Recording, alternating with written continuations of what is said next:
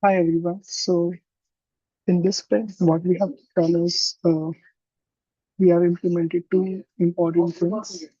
First one being the unit test cases for which last time we got our marks deducted. So this time we have used Cypress. You can see that we have the Cypress E2E folder inside components, and we are using the files as .cy.js files for landing page, login page, and sign up page. We have added a couple of test cases, for example, displaying the login form with all elements, validating the email format, showing error for empty fields. And similarly, for the landing page, we have test cases for the feature cards. We have test cases for title and subtitle, and these are handled by Cypress. Ethan, in his next video, will show up how the test cases are running. In the meantime, I'll show you the next functionality which we have created. So this is dashboard.js file, which includes the user details as soon as he signs up. So the flow is like um, once the user comes to the website, he chooses sign up now, and after signing up, he gets redirected to dashboard where then he can start matching with other users. So uh, so coming back to the sign up page, this is another feature that we have added, the location feature. So when I select allow while is visiting this site, this will automatically detect my location, which will be Gainesville in our case. In the meantime, I just fill up my form. So this is uh,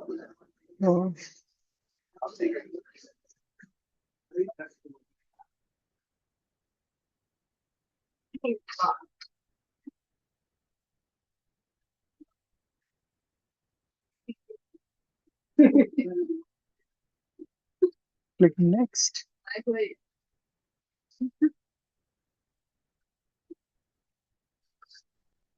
Another change that we did was adding a bio box in the sign up page so the user can tell small things about themselves. So we can say something like I like to watch that one. Click next, upload two pictures, and then create account.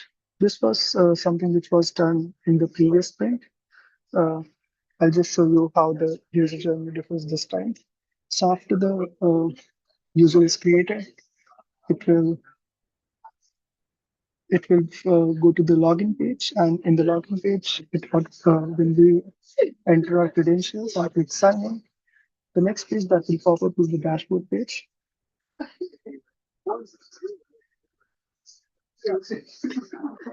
So here this is.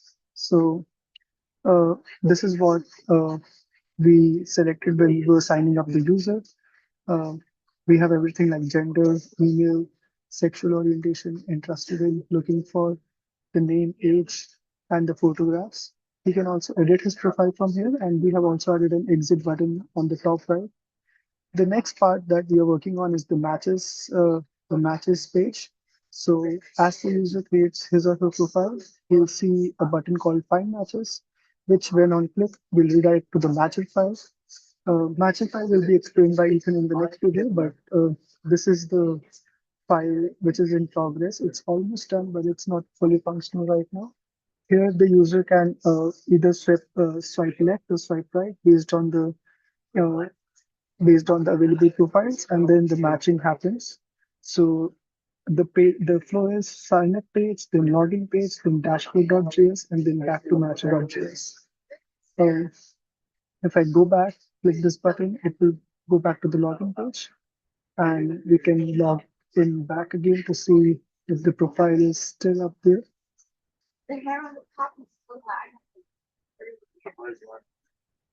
and it works fully fine. So the new functionalities in this sprint that we were able to deliver was this dashboard.js, which essentially uses the backend API to first fetch the data and then use put command to display the data. So it's a combination of tokens and user IDs, which we are using based on the documentation from the backend team. We are fetching the API, and then based on that, we are fetching the other data points, and then ultimately returning it on the main page. So this is it for this sprint. And in the next sprint, as I said, we'll work on the matcher.js file. Thank you.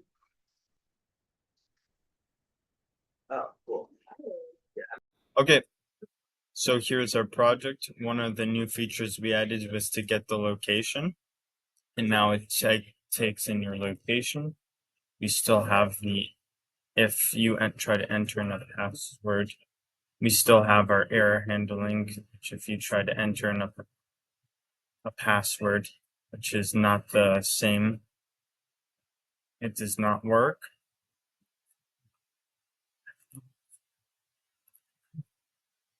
When you enter in, if you enter in a date that is, it fails as well if you enter in a date that is not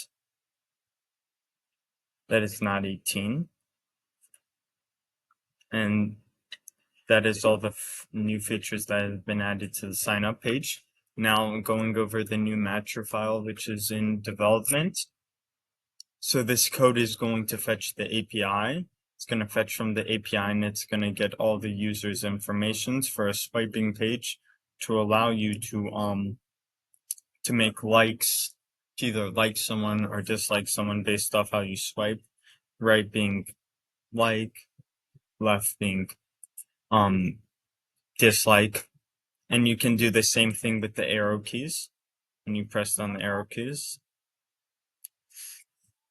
And yeah, and we have another thing to show the age, so that when the user is using this thing, they'll be able to know the age of the person that they're swiping on, that they're looking at. And now let me show you the test cases. Sorry.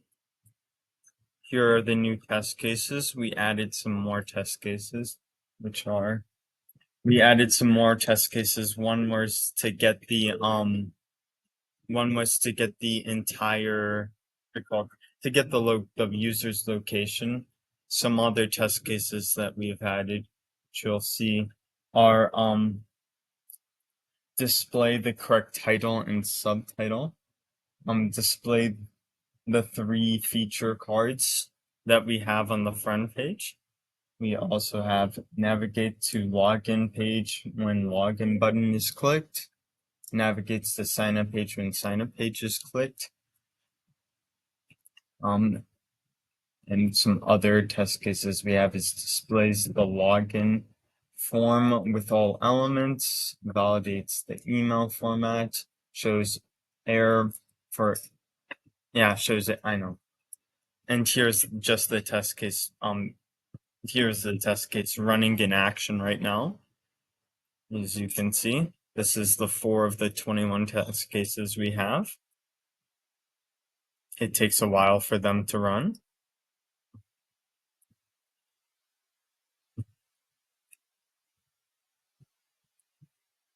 Just patient. Test case 8. These are our unit tests that we've made, which we're checking right now. All the 21 unit tests we've made.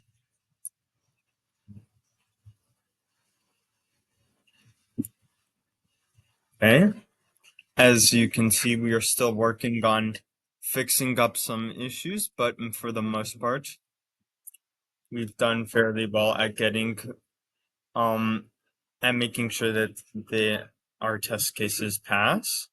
And we plan on fixing a few more of them in the future.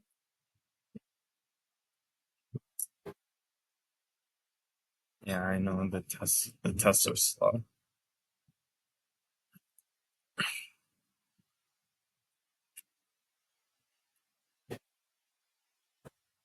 Yeah, the tests, as you can see, I told you, they're slow. Well, there's a lot of them, so it takes a while. And as we're almost done with all of them. We have 15, so we're now on the 16th one. Almost done.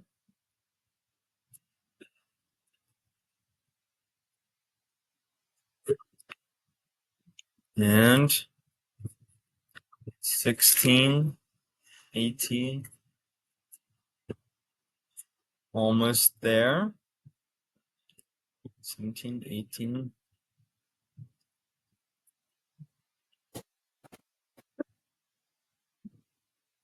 19, almost done.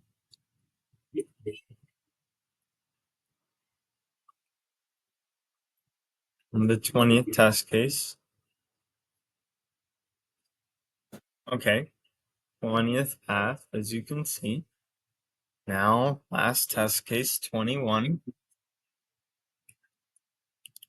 Okay, and now you can see all the test cases and how we've done. Only two of the 21 failed, as you can see, as we're working on this, and this is something which we will address in the next sprint. But two of the 21 failing, 10% is not so bad right now. And this is really good for our unit test. We are happy with how we've done. Yep.